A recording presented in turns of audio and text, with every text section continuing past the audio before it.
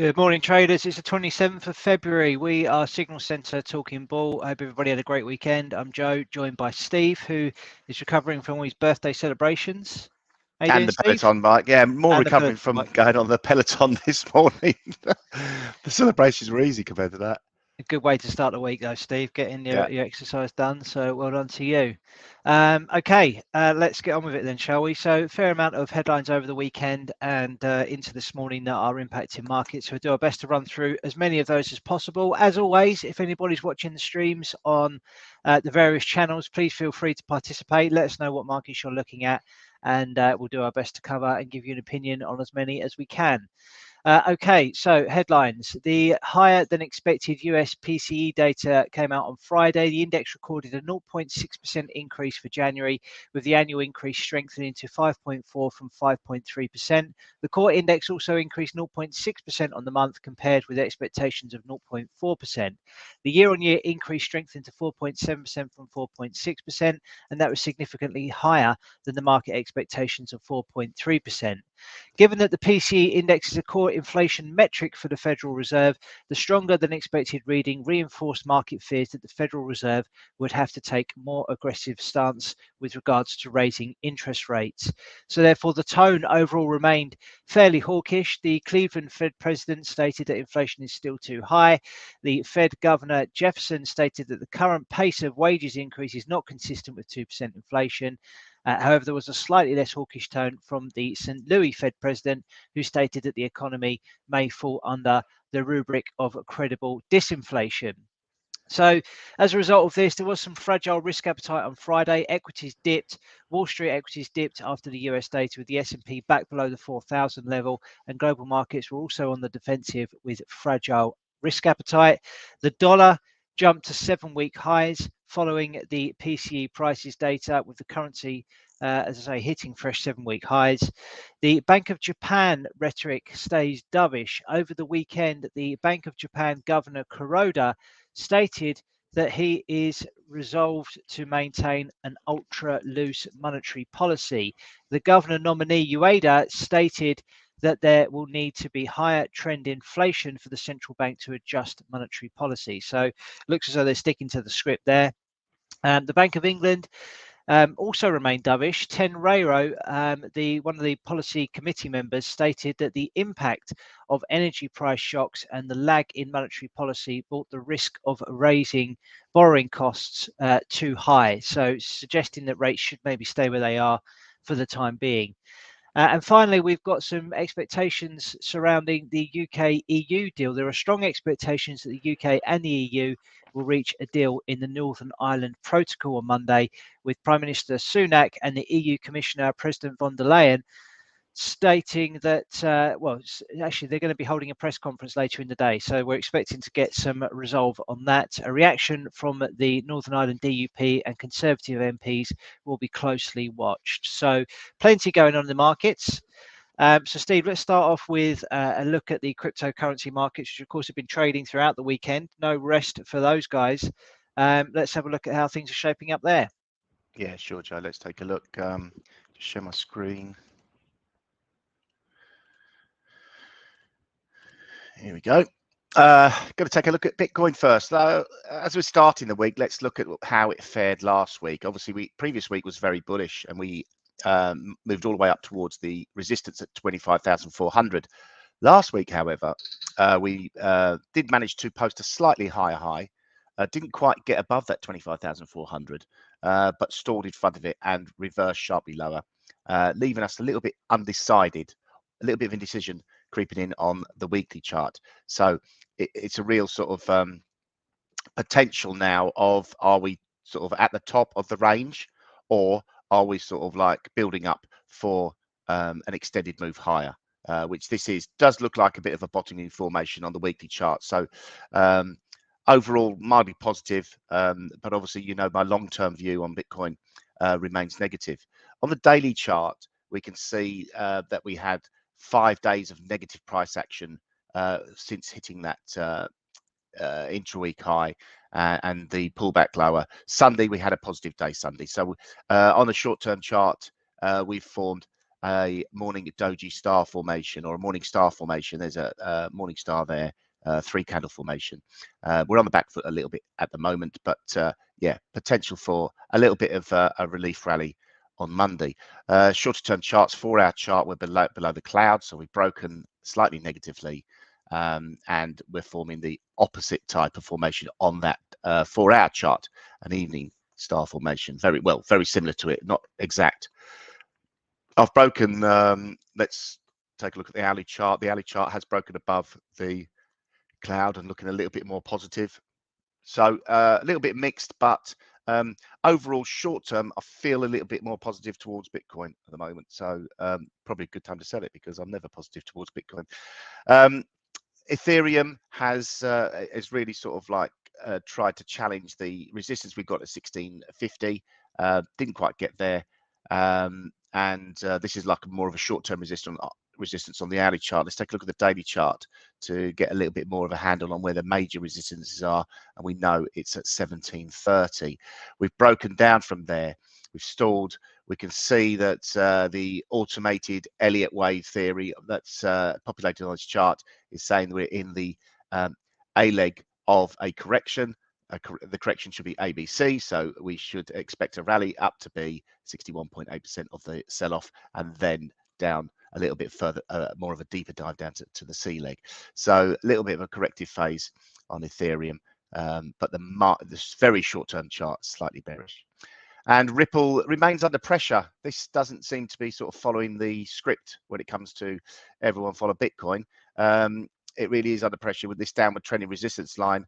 Has failed. We failed to break and hold above it for any sort of like significant period, and we're under the 200-day, 55-day, 100-day moving average. We're under all the major moving averages. The daily chart is in the cloud, so we expect a little bit of volatility here, but that looks pretty much under pressure, trading around that 3740 level. Support coming in around about 3620, but a break below there I think really opens up the downside to maybe a further challenge down towards the 29 cent level.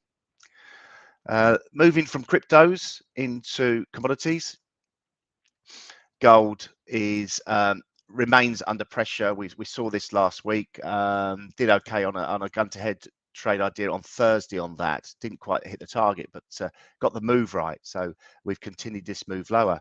And again, we've sort of like highlighted this potential for us topping out at that range. That was last Monday. No, sorry. Is that last Monday? That's the week of the 30th of January, beg your pardon. That's like at the start of February. So we've had a very negative month in February after a great start to the year. So giving up pretty much all those gains, and we are lower. We're moving towards the support around about the 1800 level, 1812 trading currently. Daily chart, again, we've got some Elliott wave drawn on there. This seems to be, as according to the automated Elliott wave chart, this seems to be the wave 4 of a 5 wave movement for bullish movement, impulsive move higher, looking really for it to bottom out. But there's other reasons to say that's not necessarily the case. I did highlight a bearish flag on here a few weeks ago, and it's breaking down really nicely. The target of that was around about the 1790 level. 50% fib retracement would be 1788. So there's a couple of good reasons. And also we've got the 100-day moving average sitting around that level. So that was my target when we broke this flag, a few weeks ago, and it seems to be working quite nicely at the moment. But obviously 1800 is the psychological level to get through before we get there. Crude oil, we've had a little bit of a pullback higher in crude oil. Thursday and Friday were both good days after Wednesday's inventories left us looking really sort of like nervous and opportunity to the downside. The support coming in WTI crude oil 72.58, but we reversed quite sharply, got down to around about 73.80, and rallied higher Thursday, Friday, and looks like it's set to continue today, although we've had a little bit of a pullback from the open. So resistance above, well, we could probably have an interim resistance before we get there, because that's a bit of a long way off.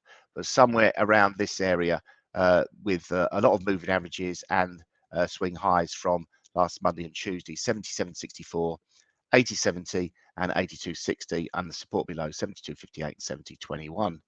Brent crude oil trading at a $6.40 premium to WTI crude oil, and we have levels here to consider as well.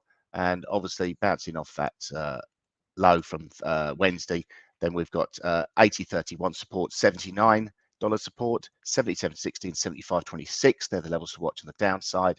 And again, probably looking at the shorter term resistance coming in around about the $84 level, 86.70 and $89. That's it for the oils. Natural gas, finally, just have a quick look at that. We have had a little bit of a bounce in here. A nice little bottoming formation from last Wednesday's spike lower. Got down to 210. Remember, we've still got a measured move target on the overall negative formation, the head and shoulders formation, down around about 135. That's still a long way off, but yeah, this is the first time we've really had any serious bounce. It looks like we're trying to put in some sort of bottoming formation, but it could take a while for this to play out.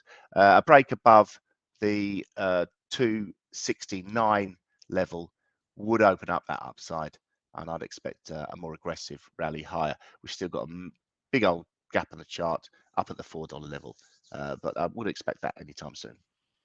Cool, lovely, Steve. Thank you very much for your roundup. Okay, let's take a look at FX. So starting with the dollar index, as I mentioned in the headlines, that the dollar index pushed substantially higher on Friday, hitting 7-week highs, and we can see that big green candle there that was posted, continuing to push higher following the break of the short-term trend. Small bottom here, breaking out through that resistance at 103.62, which has since acted as support, and it looks as though we are on our way to that 38.2% fib level, which we've been speaking about for a while. So that's from the high back in September down to these lows that we posted back in early February. So the 38.2 comes in at 106.15. So that appears to be a kind of natural upside target that we are likely to reach in the short term. What kind of reaction we get there, I think, will be pivotal for where the ultimate direction of this heads. I mean, it could be that we're in the process of forming a really large top here. It could be that we are going to attempt to start breaking higher and pushing higher, maybe overextend towards the 61.8% at 109.44. But of course, that would mean that probably we need to see some more negativity in markets, and that means that risk appetite will remain dented for the time being if the dollar index is to continue moving higher. So at the moment, it looks pretty strong, and therefore we can expect higher prices in the short term. If we take a look at Euro US dollar, we are seeing the reverse of what we've just seen on the dollar index chart, a breakthrough support here at 106.48. And again, big red candle posted on Friday following a pretty negative week, really. If we look at the candles starting on Monday, all of them are red. So it's a pretty nasty week for Euro US dollar. Trying to put in some sort of effort of a bounce at the minute, up by 0.1%. It's very early in the session, as we know. But again, the 38.2% fib level is in focus here on the downside at 104.61. So potential for lower prices there. Any bounces are likely to be capped in the short term at 106.48. Let's take a look at some of the other majors then. Let's start with sterling.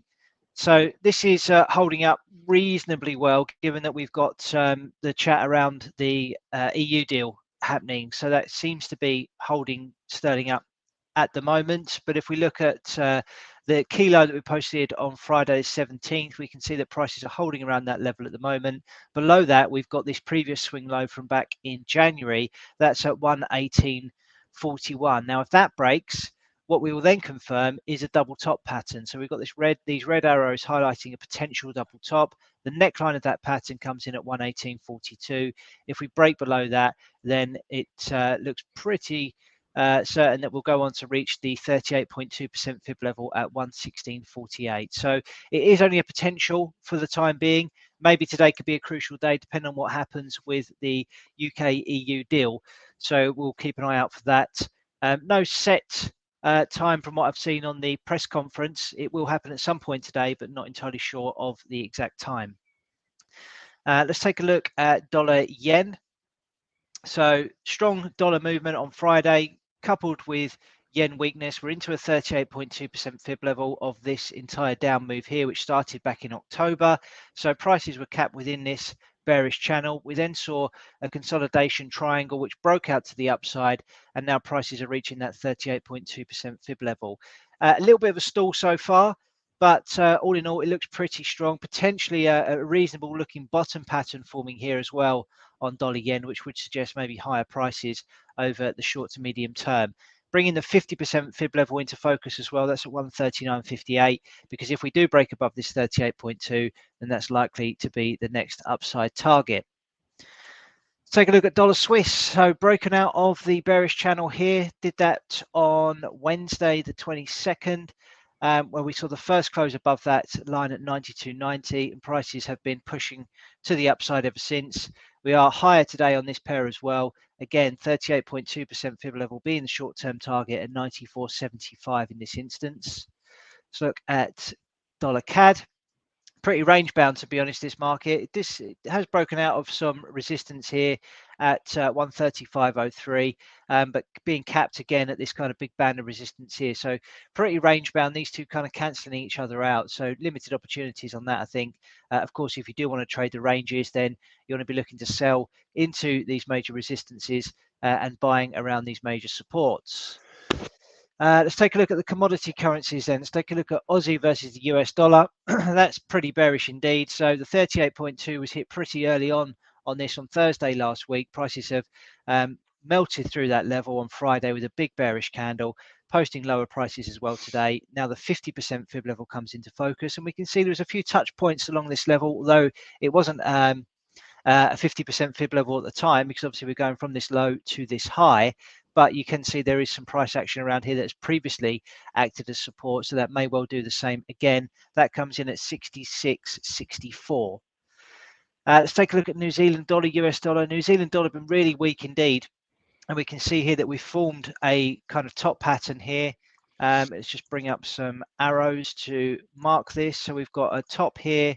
Let's clone that, and we can see we've got another one here, arguably another one in there as well on the 18th of January. So we've traded within a range. We've now broken down through that range, the lower end being at 61.90. We saw a close below that on Friday, and today we've reached the 38.2% fib level. So for me, we've completed a double top pattern, and the projected move of this double top suggests prices may move as low as 58.54, which is just below a 61.8% fib level. So it's looking pretty bearish on New Zealand dollar versus the US dollar. And in fact, if you look at all the other New Zealand currencies as well, you can see quite a bit of weakness across the board there. So it really is an underperforming currency at the moment. So if you're looking to sell anything, maybe New Zealand dollar should be the one that's on your list of currencies to be short of. Okay, no requests on FX markets this morning. Not sure everyone is. Normally we get at least a couple, but not a problem. Let's move on to the indices, Steve. Yeah, just talking about that New Zealand US dollar. Just something I just wanted to show my chart. We've broken through the 200-day moving average on there as well, but also we've had a crossover on the 200-day moving average. So that adds a little bit of flakiness to it, but breaking below the 200-day moving average on there does look pretty bearish. So yeah, and below the cloud as well, broken below the cloud. So yeah, with you on that, Joe. Looks prime there. We have had a request for Aussie US dollar. I think you covered that, did you? I did, yes, Ali. Let me just bring that up again just to go over it very quickly. So obviously everything that are linked to the dollar at the moment is being hit by dollar strength. We can see here that there was a major level of resistance at around 71.36, and since then prices have really capitulated lower. We did see a consolidation / continuation pattern form here. Prices slashed through the 38.2% fib, now fast approaching the 50% fib at 66.64. We've also got some previous lows in this region as well, so expecting maybe to find some sort of support in and around here, but at the moment it does appear to be on the back foot and obviously being taken apart a bit by dollar strength. But having said that, I mean, if we zoom out on the charts, maybe we could make a case for some sort of bottom pattern taking shape here. This maybe being the left shoulder of an inverse head and shoulders, this being the head, And then maybe what we're doing here is forming a right shoulder, which maybe could extend down all the way towards a 78.6% fib level before actually reversing. So yeah, I mean, in short term, it looks pretty bearish, but we could make an argument for a longer term bottom pattern. Of course, in order for that to complete, we're going to need to see an improvement in risk appetite. So if we start to see the equity market start moving higher, if we see cryptocurrencies moving higher, people really looking to take risk on, then Aussie US dollar could be a pretty good proxy for that, and buying it could potentially result in some pretty substantial gains. But at the moment, we're not really getting enough of a signal on that to go with it. Thanks, Joe. Yeah, so we'll start with FTSE UK 100 or UKX GBP on this chart.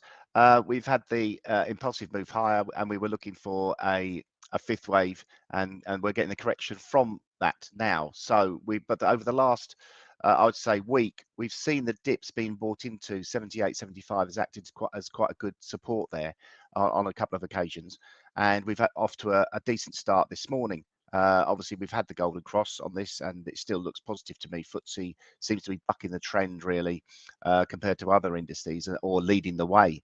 It could be. Shorter term chart, we've seen just this morning price action breaking back above the Ichimoku cloud, so pretty positive. A nice little bounce from here, maybe forming a short-term bottom there. Yeah, but nice start to the day, or nice start to the week. We've seen similar price action in the DAX. We are looking at maybe forming some sort of double, triple top. We did get a break of the neckline, excuse me, on Friday, but we've sort of bounced a long way back from there. So the pressure's off for the short term. We got down to 15,185 on Friday, back up at a couple hundred points higher now already. So yeah, nice little bounce. Elliott wave theory on this, the automated is looking for a pullback to around about the 50% or 61.8% of the sell-off. So looks like we're in a B wave correction before further sell-off in there. 4-hour chart on there, we're below the cloud, but it's pretty flat-lining sideways price action, so not really a lot to gain from that. And we've had a rally back to the cloud on the short-term chart, and yeah, looking pretty strong short term, but let's see how that plays out. Going to look at Eurostoxx 50. This is quite a nice indice to trade, especially if you sort of like want something with a smaller account size. It's probably works out about I think it was like when I used to trade this, it was like 7 to 1, 7 Eurostoxx to 1 DAX, something like that. But that's what we used to look at. Don't know what it is now. But last week's candle was a bearish engulfing candle. So that's pretty negative after such a decent impulsive move higher. And we have stalled at previous, well, that is the all-time high, I'm pretty sure, 4,423. On the daily chart, we've got the same impulsive move higher, correction, and looking for the B leg, so a minor correction before further sell-off. So slightly positive today. Did okay on gun to head trade idea on this on Friday. We'll take a look at that in a minute. Across the pond, though, it doesn't seem to be painting the same picture.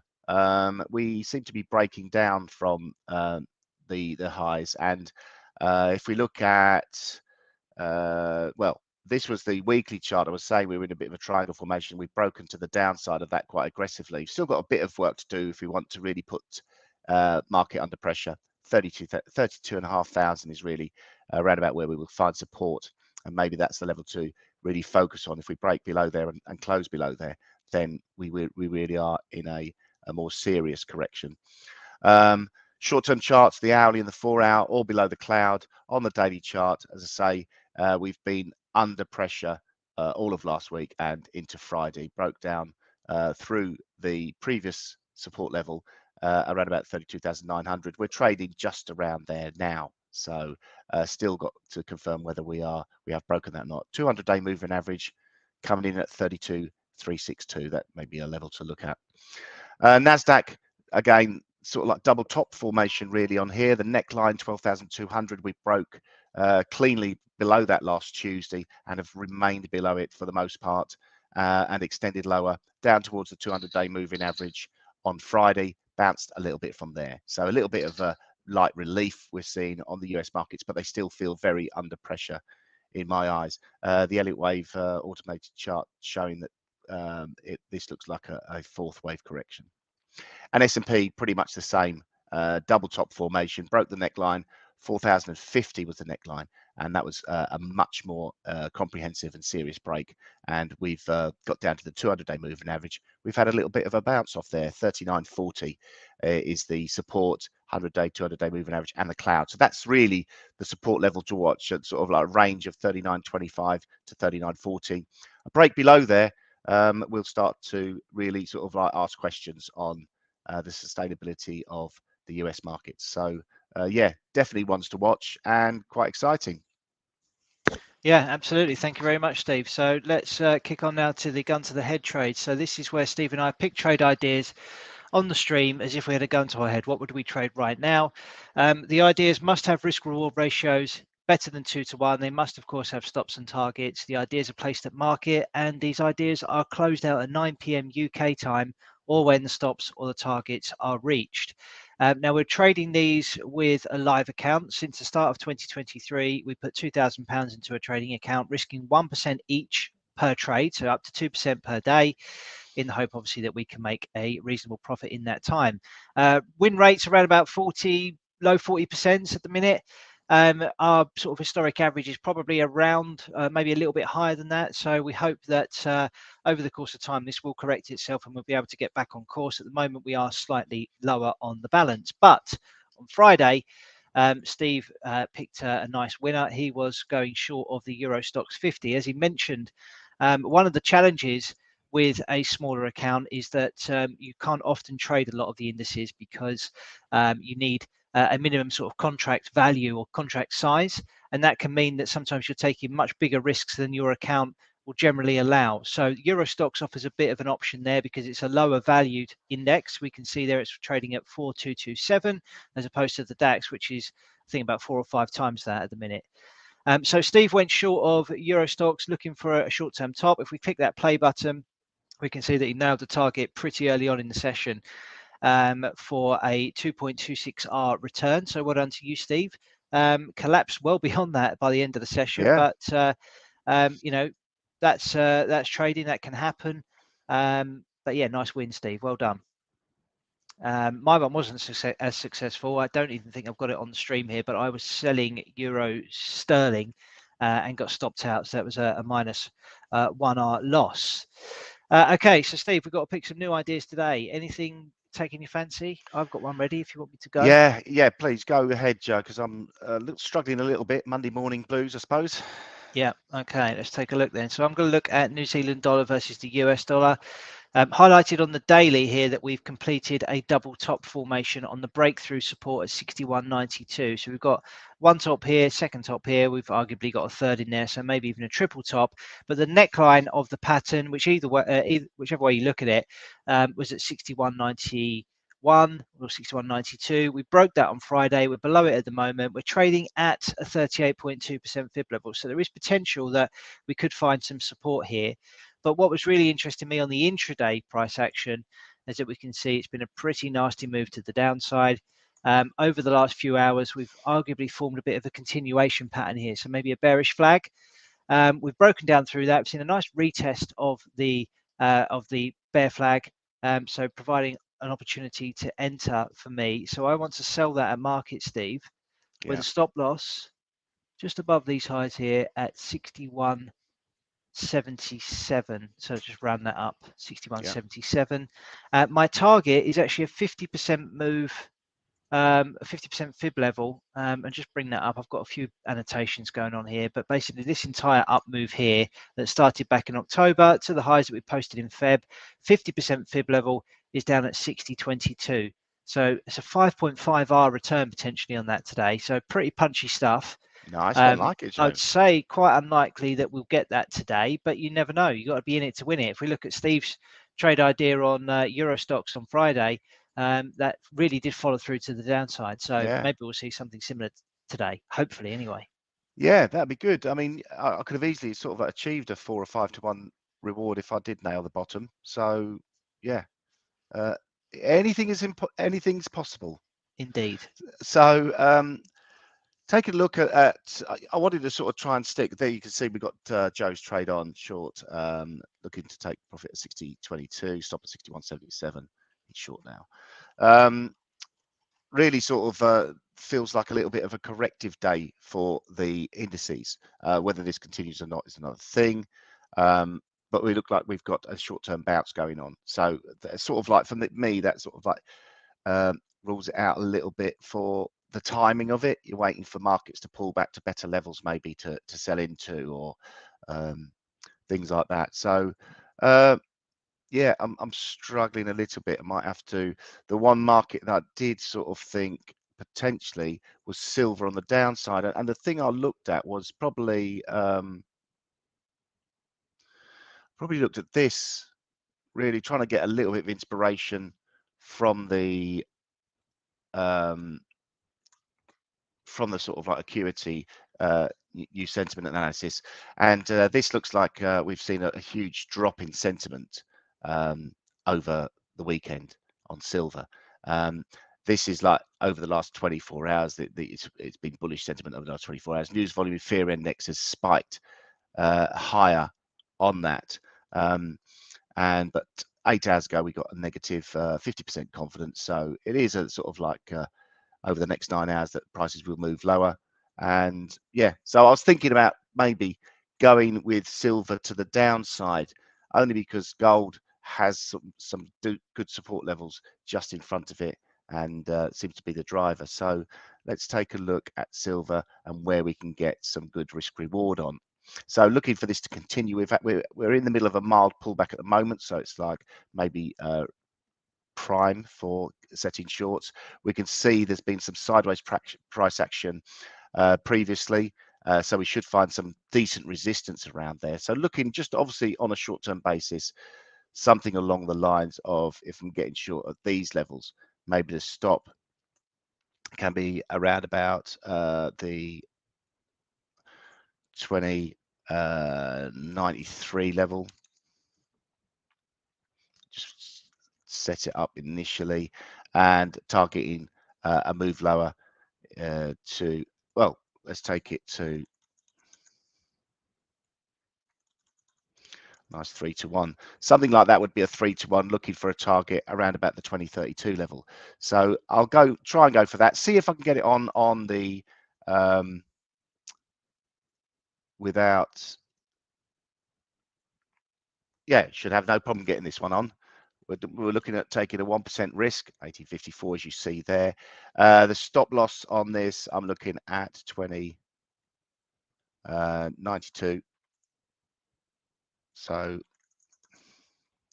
let's try and marry it up with what's going on in there. 3-1 risk reward, 147 units I've got to sell. Stop is at 21.91.71, targeting 21.32. So let's go with that. That looks all right, Joe, to you? Yeah, it looks fine. Good luck, mate. Yeah. I'm a bit nervous because I haven't done this sort of, when you sort of like, you don't want to fat finger anything. Fat fingers when you sort of like make a mistake when you're entering the order, and then all of a sudden you've sort of like got to get out of it, so you lose money before you've even started. But Yeah, yeah, well, it's quite the a great pressure we lesson. face by doing this, and I think it's good to showcase that these are sort of real risks that are ever present when trading. So yeah, you seem to have got that one on all right. Doesn't appear to be anything out of sorts there. So yeah, let's see how they go. So we will post those up on the TradingView profile as well, signal_center. So if anybody wants to check them out throughout the rest of the trading session, feel free to do so. As mentioned, these will expire at 9 p.m. UK time. So we've basically got an expert advisor running in the background that will automatically close these ideas out at 9 p.m. Obviously, we could run them to when we do the trades the next day, but we have a pretty clean cut-off time. It means we don't incur any overnight costs as well on these trades, because obviously trading costs are another thing that we need to consider when trading on a real basis.